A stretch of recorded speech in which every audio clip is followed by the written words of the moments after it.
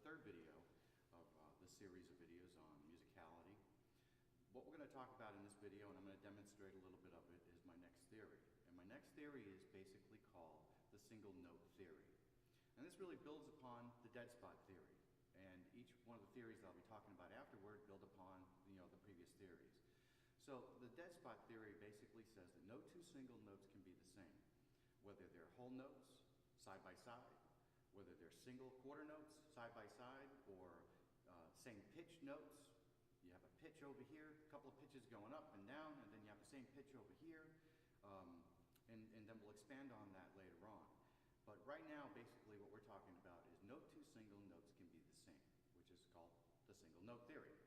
So we're going to use the idea of giving life from our dead spot theory, meaning that we have to have movement and direction. And I'm going to play a series of single notes so you can hear what it sounds like to be bored, again, like the dead spot theory. So this first series of notes, I'm going to do nothing with them. And then you tell me how long it takes to get bored of these.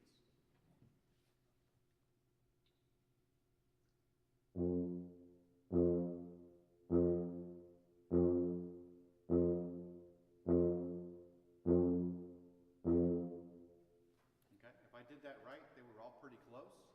But the question is, how long did it take you to get bored? And for me, again, if I'm in the audience, probably after about 2 or 3 notes.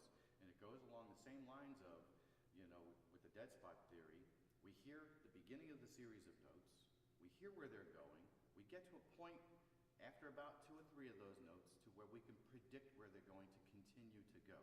Once we get to that point where we can predict where they're going, we don't need to hear any more of it, and that's where we become bored. So again, expanding on dead spot theory, we have to now think about what we can do with this series of notes. And right now I'm picking all the same pitch because it's easier to identify that. But it's no different if we're doing an ascending line, where we're jumping intervals, or we're doing a descending line. It applies in the same way. And we'll see that later on. But right now, we need to talk about what do we need to do with these notes. And again, to apply something very simple and basic, we're just going to do a crescendo and a decrescendo. So this way, each note within this series of notes will be different. So again, I'm going to play the first series, exactly the same, or pretty close to it. And then I'm going to do the same series of notes, but now doing it with a crescendo and a decrescendo.